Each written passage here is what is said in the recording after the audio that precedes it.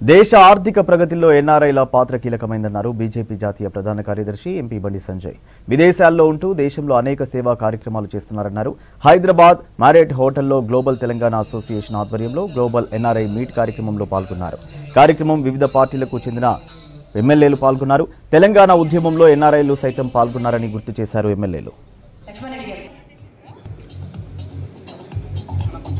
Thank you, Anna. Thank you, Anna. Thank you so much. Thank you so much. Okay, let's first start with the Jyoti.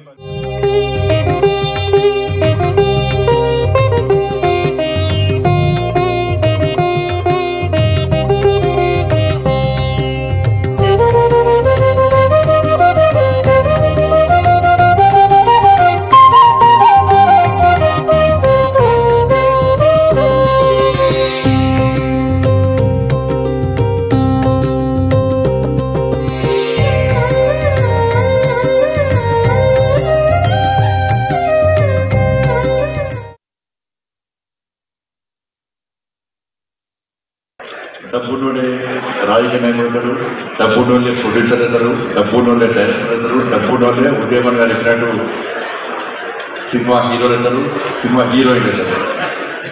కానీ అలా event చూస్తుంటే మన నరేంద్ర నేనే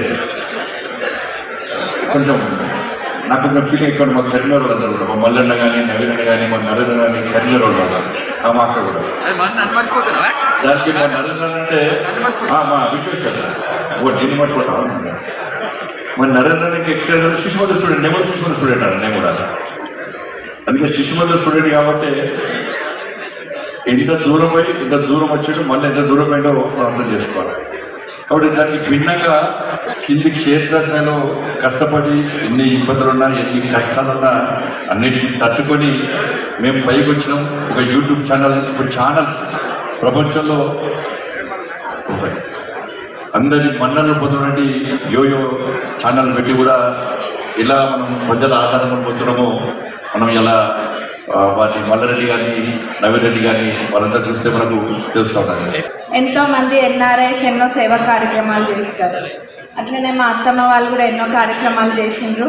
అదే inspiration తీసుకొని నేను కూడా తప్పకుండా చేస్తా. ఇంకా చాలా కొన్ని చోట్ల ఇంకా వెనుకబడి ఉన్నాయి కొన్ని ప్రాంతాలు, వాటన్నిటిని కూడా ఇప్పుడు కాంగ్రెస్ ప్రభుత్వం మేము తప్పకుండా మంచిగా చేస్తాం. అట్లనే ఎడ్యుకేషన్, హెల్త్ ఇవి చాలా ఇంపార్టెంట్, వీటిపైన ఫోకస్ చేస్తాం. మరి ఎన్ఆర్ఐస్ని తక్కువ అంచనా వేయద్దు. ఎన్ఆర్ఐస్ తలుచుకుంటే ఏమైనా చేస్తారు, అవునా? మరి నేను వచ్చి నెల రోజులే అయింది, అంటే మా అత్త 6 నెలల నుంచి కష్టపడుతుండ్రు. నేను అక్టోబర్ 26కి రావడం జరిగింది. మరి అట్లనే ప్రజలందరూ